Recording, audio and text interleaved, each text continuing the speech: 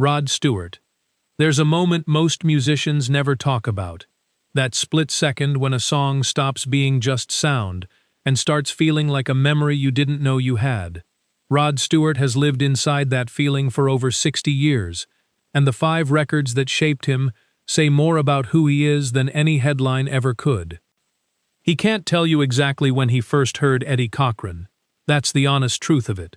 The details have blurred with age. The room, the moment, the company. But the feeling? Crystal clear. 3 Steps to Heaven had a simplicity that hit him somewhere deep. Eddie wasn't performing. He wasn't showing off. He just sang the song and trusted it to do the work. For a teenager in North London with too much hair and not enough money, that was everything. Back then, music wasn't background noise. You saved up, bought a record, carried it home carefully, and then you sat down and actually listened. That was the whole evening. One song, a needle on vinyl, and your complete attention. Muddy Waters changed the game in a different way. When Stewart got hold of Muddy Waters at Newport, it didn't sound like a performance. It sounded like a room full of real people. He could feel the band pushing behind that enormous voice. Muddy made him want to dig deeper, to find out where all this music actually came from. Later, when he and Ronnie Wood were in the Faces, legendary for their glorious chaos, that blues foundation was always underneath everything.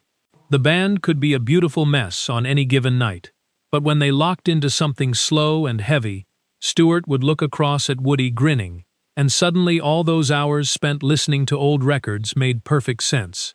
Bobby Womack taught him restraint. By then, Stewart had already fallen hard for Sam Cooke, Otis Redding, David Ruffin. He was consuming American soul music like a man starving for it. But Bobby showed him the space between the notes. Looking for a love moved without effort. It grabbed you and took you somewhere before you'd even decided to go. The real lesson, knowing when not to push, is the hardest thing a singer can learn. He borrowed fragments from everyone. A phrase here, a crack in the voice there. And slowly, over years, those borrowed pieces stopped sounding like other people and started sounding like him. Billie Holiday quieted something inside him. These Foolish Things is a song that requires almost nothing except someone who genuinely believes the words. She believed them completely. At 20, you hear a lyric about remembering someone, and it's simply beautiful. At 81, you hear it, and you have faces. Actual people, rooms, arguments you'd give anything to have again. The song changes when your life finally catches up to it. And then there's Otis Redding. Stewart actually saw him perform in 1967, and standing in that crowd watching Otis sing, "I've Been Loving You Too Long," he wept. Not self-consciously, not quietly, he just cried, because that voice did something that no singing lesson could ever teach. Otis was gone at 26.